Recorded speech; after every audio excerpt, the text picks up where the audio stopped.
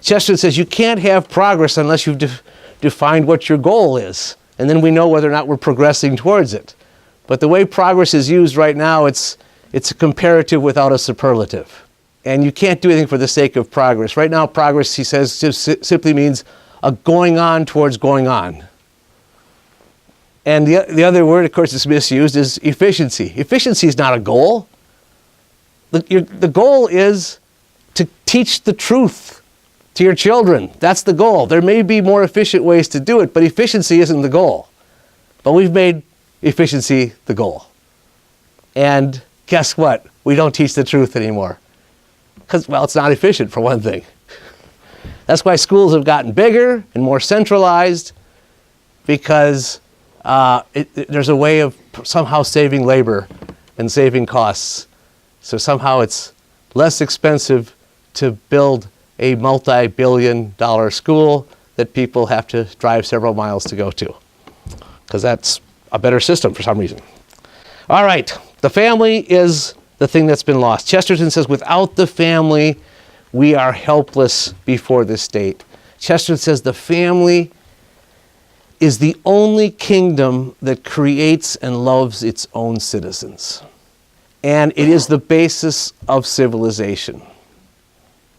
If you have a strong family, you have a strong society.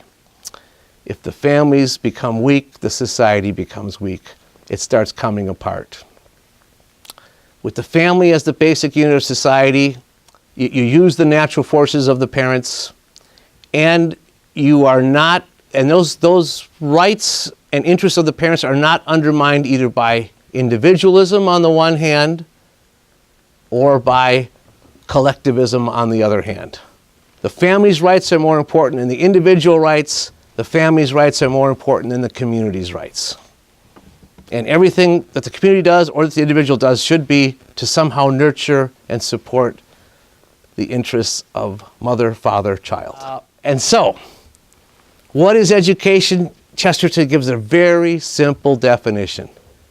Education is simply truth in the state of transmission. It's passing the truth from one generation to the next. That's all it is. And that's the family's responsibility. The church says the family is the primary educator. The parents are the primary educator. So anytime that parents decide that they are going to put their child into a school and have a teacher in loco parentis, in the place of the parent, those parents have to be sure that those teachers are accountable to them and are representing their interests. And if the parents are not actively involved in their child's education, they are not serving their child. But when they are actively involved in their child's education, they are going to make for a strong school. You're going to have a strong school if you have strong parental involvement. If parents become passive and say, here's my child, educate him, I'll pick him up in 9 months. The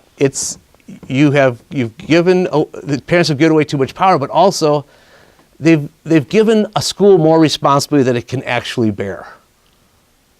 So you have to have a parent-school partnership in order to have an effective education. Now, why do parents, of course, hire a school? Why do they want a school? Because they understand that the teachers have been trained to pass on certain truths, because they have studied those truths. And this is where we get into now, what is a classical education? First, what's a Catholic education? And then let's talk about what's a classical education. A Catholic education is a complete education where everything that is important is taught. It's an integrated curriculum where every subject is connected to every other subject, but all the subjects are connected to the incarnation, which is the great truth that informs everything else. As Chesterton says, there's only one subject. Chesterton says, things can be irrelevant to the proposition that Christianity is false, but nothing is irrelevant to the proposition that Christianity is true. So whether you're talking about pigs or binomial theory, you're talking about God. And if you don't know the things that you ought to know, says Chesterton, then everything you do know is bad for you. You know, Chesterton's biographer was Macy Ward, and her husband was Frank Sheed, one of the great Catholic apologists of the 20th century. Frank Sheed was a great public speaker, too. He said that if you want your audience to remember anything, you have to say it 3 times. Because the first time you say it, they'll go, well, that's interesting.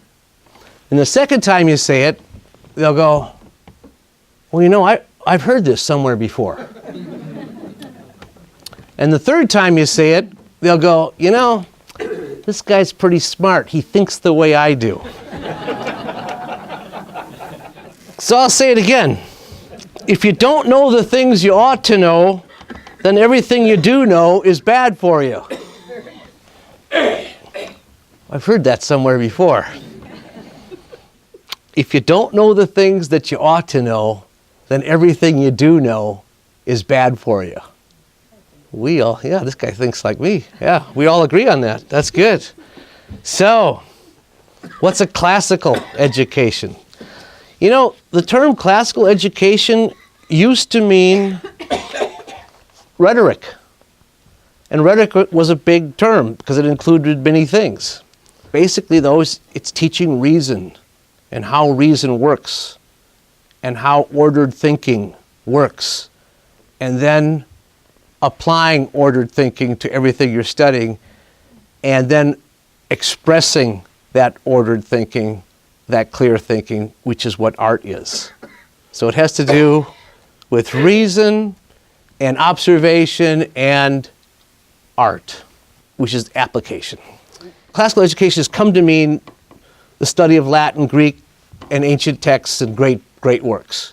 Those things are important, but they have to be understood in the classical context, which is really quite tied to a Catholic education. We're teaching complete thinking, but we're teaching faith and reason, and the two go together.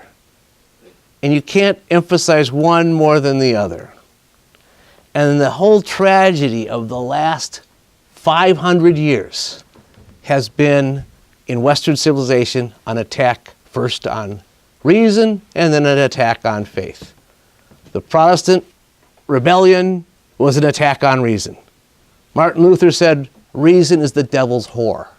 Then comes the Enlightenment, and then there's an attack on faith, which of course is just a reaction against the attack on reason from the Protestants. The Enlightenment thinkers were really doing war with the Protestants.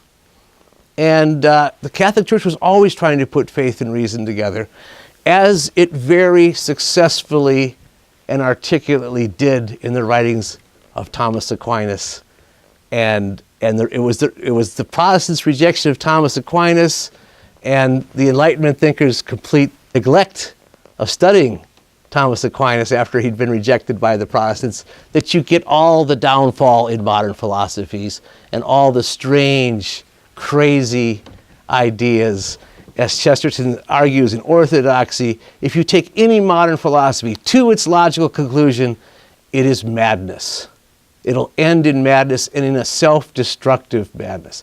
Every modern philosophy destroys itself if left to itself. Chesterton says, the one thing that is not taught in any of the public schools is this, that there is a whole truth, and that in knowing it and speaking it, we are happy. Well, that's interesting. The one thing that is never taught in any of the public schools is this, that there is a whole truth, and that in knowing it and speaking it, we are happy. I've heard this somewhere before. It's really good. The one thing that's never taught in any of the public schools is this, that there's a whole truth, and that in knowing it and speaking it, we are happy. You teach kids the whole truth and teach them how to articulate it, and they will be happy. And guess what? If we don't teach the whole truth, and we don't teach kids how to articulate the truth, they're very depressed.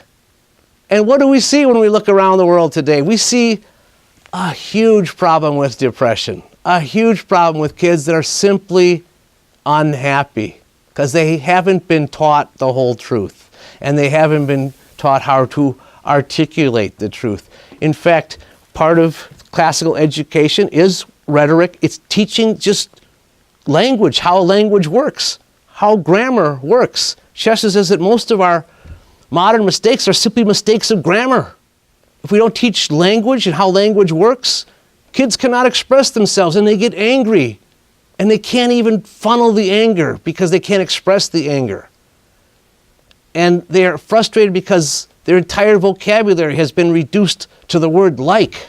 That's a very slippery way of thinking, like. It's very inexact. They don't even talk. They don't say he says something. He says, and he's like. And that's the word for says. It's the word for everything. And so, in 1937, the president of the University of Chicago, Robert Hutchins, addressed the National Catholic Education Association. And he said that the Catholic Church possessed the longest intellectual tradition of any institution in the contemporary world. And yet Catholic education in the United States had simply imitated all the worst features of secular education. That was 1937. So obviously everything improved after that. No. Not only do the private schools imitate everything that's going on in the educational philosophies of the public schools, the Catholic schools are imitating it as well. They may take on a religion class, they may tack that on, but nothing that happens in that religion class has any effect at all on the rest of the curriculum. It's simply an aping of secular philosophies and secular approaches to education. And it's the latest fad and the latest fashion and the latest trend. And we experiment on our children. Someone said to me last night that they're worried about this classical education experiment. And I pointed out, no. Classical education is not an experiment. It's actually been tried and has worked for hundreds and hundreds of years. And it's been abandoned in favor of all the new experiments, which continue to get abandoned on a regular basis. Everything we're doing right now in the public schools is an experiment. And we're using our children as guinea pigs. There's nothing more important than the souls of your children. Nothing. And you have to give them the truth, not only for the sake of their souls, but for the sake of their sanity in the modern world. And you have to equip them with the truth. And it is not only their shield, but it's their sword, so they can defend themselves. Because as we know in the St. Michael prayer, the devil's very busy these days, and we need to be defended. And I'll tell you, the rich battleground is the classroom.